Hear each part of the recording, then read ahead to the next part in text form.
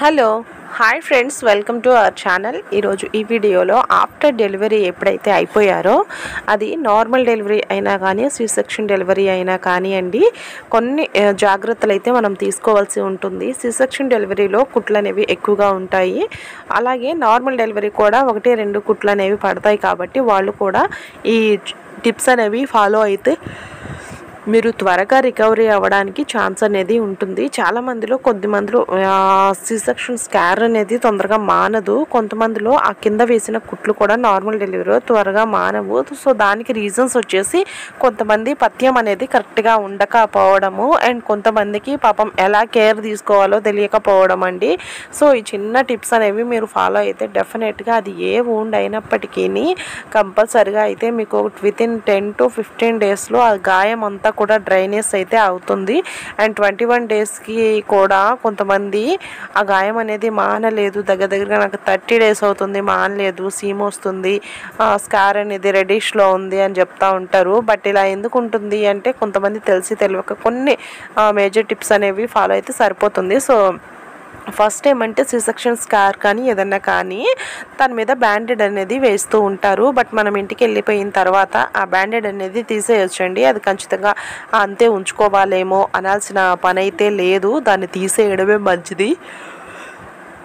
And second one వచ్చేసి తీసేసిన తర్వాత ఆ స్వెట్ అనేది ఆ గాయం దగ్గర అయితే ఎక్కువ ఉండకూడదు. అంటే చెమట పట్టేయటం అనేది ఆ ప్లేస్లో ఉంచుకోకుండా ఉండాలన్నమాట. అంటే ఏం చేయాలి, ఎప్పటికప్పుడు మీరు అంటే బాత్రూమ్కి అలా యూజ్ చేసినా లేకపోతే స్నానం అది చేసేసినా కానీ అక్కడ స్వెట్ అనేది ఉండకూడదండి. జస్ట్ కాటన్ తీసుకోండి, దాని పైన మీరు గట్టిగా అదమాల్సిన పని లేదు, రుద్దాల్సిన పని లేదు. జస్ట్ కాటన్ తీసుకొని మీకు ఎక్కడైతే ఆ గాయం ఉందో అక్కడ జస్ట్ అద్దితే చాలు.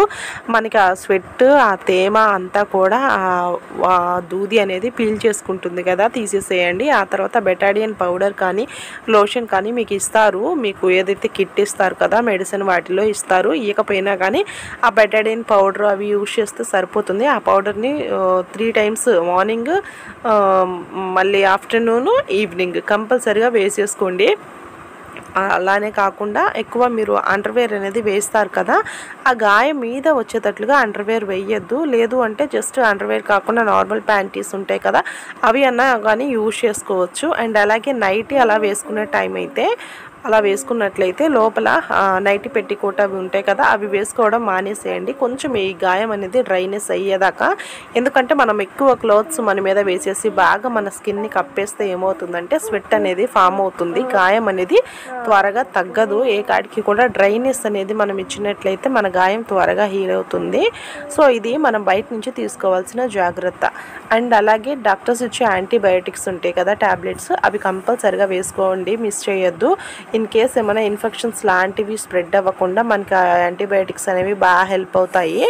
అండ్ ఎప్పటికప్పుడు కూడా కొంచెం సీమ్ అలా మీకు అనిపిస్తుందేమో అని డౌట్ ఏమన్నా వస్తే వెంటనే డాక్టర్ని కన్సల్ట్ చేయండి. తగ్గుతుంది కదా అన్నట్లుగా మాత్రము అస్సలు ఉండద్దు. ఎందుకంటే స్కార్ అనేది 7 days దాటిన దగ్గర నుంచి కూడా ఓపెన్ అవ్వటం కానీ రెడ్నెస్ కానీ అసలు ఏమీ ఉండదండి. సీమ్ పట్టేయటం, ఎల్లోనెస్ కానీ అనేది అస్సలు ఉండదు. 7 days దాటినప్పటి నుంచి ఎప్పుడైతే మీకు స్టిచెస్ అనేవి 7 daysలో, కొంతమందికి 9th dayలో అలా ఓపెన్ చేస్తూ ఉంటారు. అప్పటికే మీ చూసినప్పుడు డాక్టర్ అదంతా స్కిన్ అంతా కరసకపోయినట్టుగా ఉంటుంది, డ్రై అయిపోతుంది. అప్పుడే మనకు ఆ స్టిచెస్ అనేవి ఓపెన్ చేస్తారు. ఆ స్టిచెస్ అనేవి ఓపెన్ చేసి మనల్ని ఇంటికి పంపించారంటే ఆ గాయం అనేది హీల్ అవుతుంది అని డాక్టర్ చెప్పినట్టు అన్నమాట. మనం ఇంటికి వచ్చిన తర్వాత పథ్యం సరిగా ఉండకపోవటమో, లేకపోతే స్ట్రెస్ అయ్యే పనులు ఏమన్నా వంగటం, లేకపోతే ఏదైనా చిన్న చితక పనులు చేసినా, చెమట ఎక్కువగా అక్కడ పట్టేసినా, లేదంటే స్త్రీపథ్యం అనేది ఏమన్నా మిస్టేక్ ఏమన్నా జరిగినా, ఫుడ్ పరంగా మనం ఎక్కువగా నీరు పట్టే ఫుడ్స్ తీసుకున్నా కానీ ఇలాంటి ప్రాబ్లం వస్తుంది. ఆ దోసకాయ కానీ ఇలాంటివి, కొంచెం సొరకాయ కానీ ఇలాంటివి ఎక్కువగా నీరుగా ఉండేవి కొంచెం తగ్గించేయండి. కొంచెం అది డ్రైనెస్ వచ్చే వరకు తగ్గించేసేయండి. మధ్యాహ్నం పూట చపాతీ అలా తీసుకోండి, నాన్ రొట్టెలు అంటే అదే బ్రెడ్ అంటారు కదా అలాగా తీసుకోండి. ఎగ్స్ తీసుకోండి, ప్రోటీన్ మంచిది, ఆ గాయం అనేది త్వరగా తగ్గుతుంది. అలాగే మరీ ఓవర్గా తీసుకోకండి. జస్ట్ మీకు దాహం వేసినంత వరకు తీసుకుంటే ఓకే. మరీ ఎక్కువగా వాటర్ అనేది తీసుకోవద్దు. అండ్ అలాగే అన్నం అది తిన్నప్పుడు కూడా మరీ పొట్ట బిర్రుగా అయ్యేంత వరకు అయితే తినద్దు. కొద్దిగా ఎక్కువసార్లు తినే అలవాటు అనేది చేసుకోండి. సో ఇలా చేసేస్తుంటే మీకు త్వరగా తగ్గుతుంది. అలాగే బెల్ట్ ఉంటుంది, కొంతమంది బెల్ట్ యూజ్ చేస్తూ ఉంటారు. అది గాయం మీద పడేటట్టుగా కాకుండా కొంచెం పైన వేసుకుంటే సరిపోతుందండి. ఎప్పటికప్పుడు కూడా మీరు శుభ్రంగా వాటర్ అనేది లేకుండా వాటిని ఎప్పటికప్పుడు క్లీన్ చేసుకోవాలి. ఆ స్కార్ని డాక్టర్ ఇచ్చిన క్రీమ్ కానీ ఆయింట్మెంట్ కానీ అప్లై చేసుకుంటూ ఉండాలి. అండ్ స్నానానికి వెళ్ళే ముందు కూడా అండి జస్ట్ కోకోనట్ ఆయిల్లో మీ చేయిని డిప్ చేసి జస్ట్ వేలితో ఆ కోకోనట్ ఆయిల్ మన వూండ్ ఏదైతే స్కార్ ఉందో దాని మీద కొద్దిగా ఆయిల్ని స్ప్రెడ్ చేసినట్లయితే మీరు స్నానం చేసిన తర్వాత కూడా ఆ వాటర్ అనేది అక్కడ నిలవకుండా ఉంటుంది. ఈ టిప్స్ గ్యారంటీగా అంతేనండి. ఫుడ్ పరంగాను ఈ టిప్స్ అన్నీ ఫాలో అయితే చాలు, చాలా త్వరగా మీకు గాయం అనేది మానిపోతుంది. మీకు ఓపెన్ అయినట్టుగా కానీ రెడ్నెస్ కానీ ఉంటే డెఫినెట్గా డాక్టర్ని అయితే కలవండి.